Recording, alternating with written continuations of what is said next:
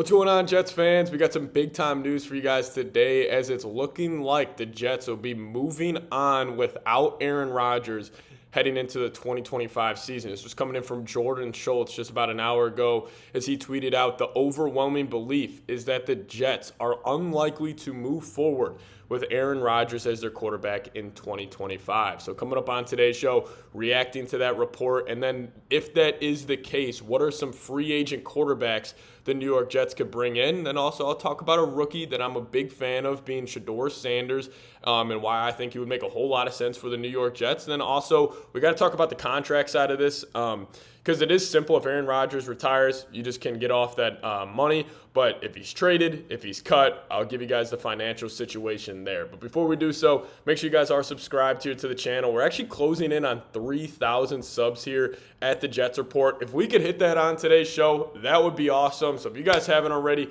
go down there, hit that subscribe button. I promise you, I will keep you posted with everything you need to know around the New York Jets this offseason. It's my off day today, but still, I love talking about this football team. So if you guys could, hit that subscribe button. So a lot of new reports are coming out this morning just across the NFL. Normally happens the morning of Super Bowl Sunday, as a lot of these guys, they're Radio Row the whole week, and excuse me, and they're getting a lot of different information. And then Sunday comes around, it's just like bombshell report, bombshell report, bombshell report. And here at the New York Jets channel, we got some bombshell news here. Aaron Rodgers unlikely to move forward.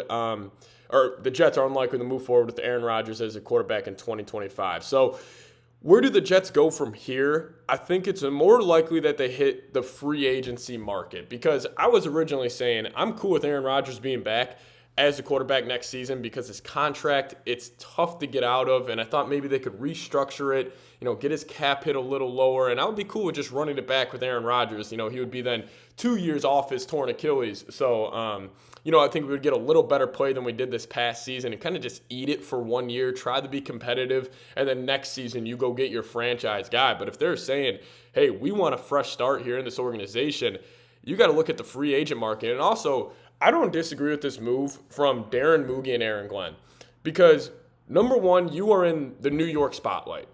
You are going to be criticized week to week, day to day, and when you are a first-time coach, a first-time GM, a first-time play caller, do you really want to waste one of those seasons on a guy like Aaron Rodgers, who over the last 2 years, he got Saleh fired, he got that whole organization fired because they catered to everything he had to say? I don't blame Aaron Glenn, Darren Muge, and Tanner Engstrad, the new offensive coordinator, for saying, hey, we're just going to cut bait. We're going to move off this contract. We're going to have a whole new fresh start here.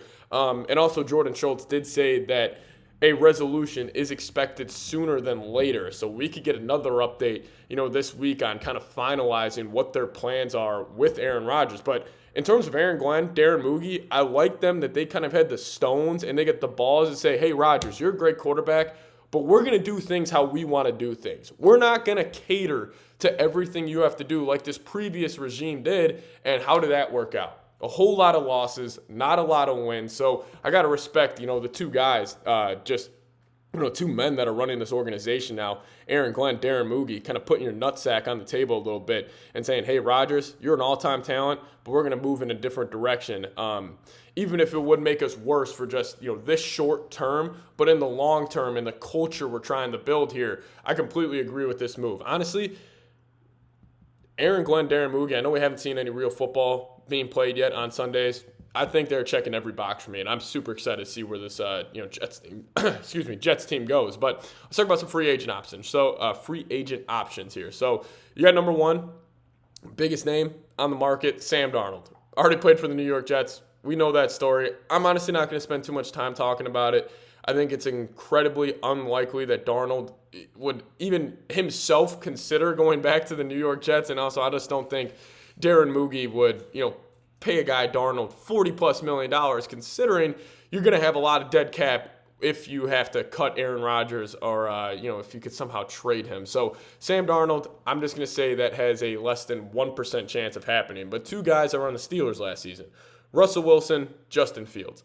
Between these two guys, I would want the Jets to target Justin Fields over Russell Wilson. Now, do I think in a game-to-game, who would I rather have be the quarterback? Probably Russ. He's a veteran. He's played a whole lot more football. But if I'm thinking about the future of this Jets organization here, I'd rather roll the die on still a younger kid who's got all the talent in the world in Justin Fields, who, let's just say he puts it all together. He could be a serviceable starting quarterback in the National Football League.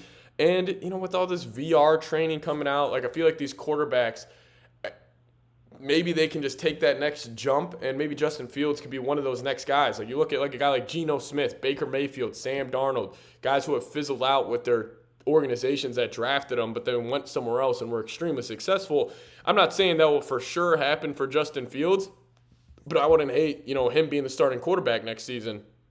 Russell Wilson, though, probably okay. I would rather have the Jets go a different direction. I just don't want the circus that Russell Wilson is for our New York Jets. And honestly, I feel like if he was the quarterback next season, we would just be like the Pittsburgh Steelers. And I'm not trying to be like the Pittsburgh Steelers, because where are they at? They are in purgatory in the NFL, where they're not good enough to win playoff games. They're not bad enough to land a top quarterback in the draft.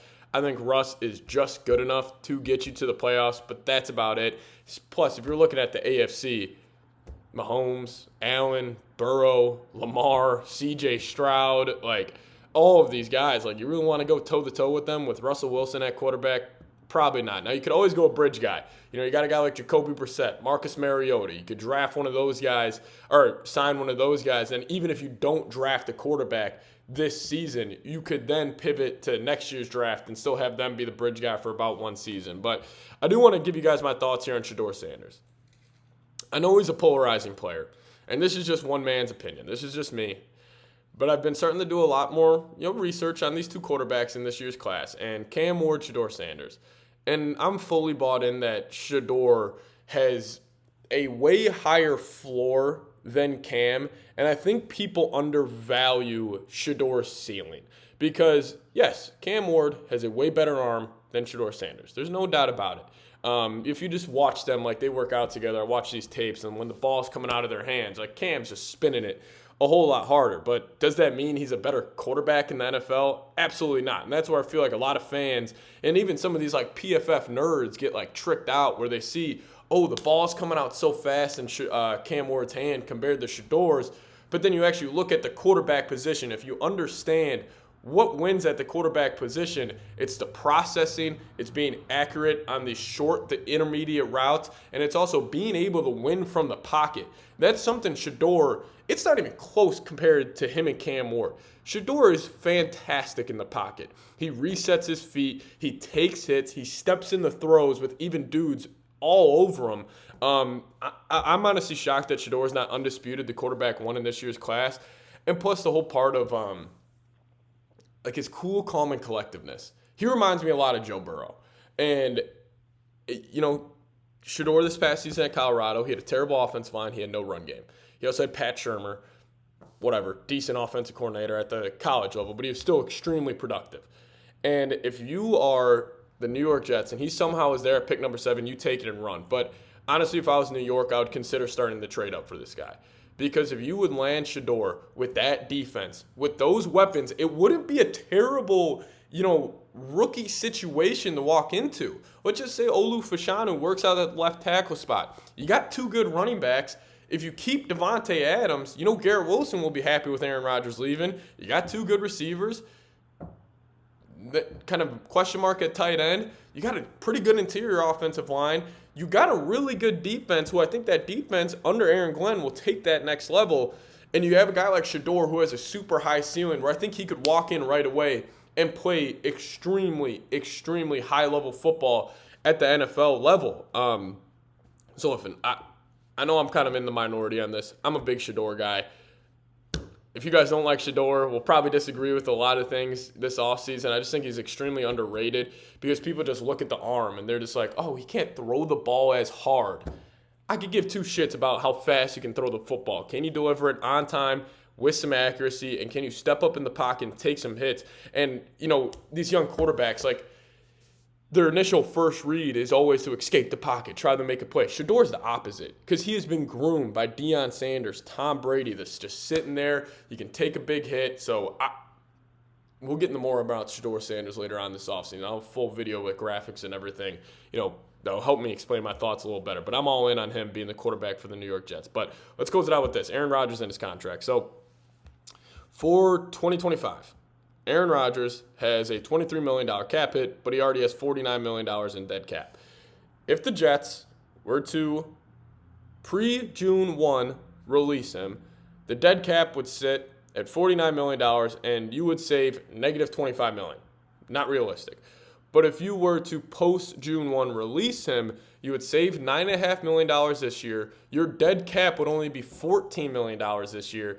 2026, you would have a dead cap of $35 million. But honestly, I don't think that's too terrible considering how bad this contract is. So assuming if Aaron Rodgers does get released by the Jets, they'll just designate it post-June 1st cut, save some money this year, go spend that extra $9.5 million just to throw Justin Fields, and hopefully he's your quarterback. But I'm really hoping the Jets consider trading up for Shedeur Sanders. I'm a big fan of his game. And yeah, I guess I'll about do it on today's show. Hopefully you guys enjoy the Super Bowl. Thank you guys so much for watching. And also make sure you guys are subscribed to the channel. See you guys next time. Go Jets.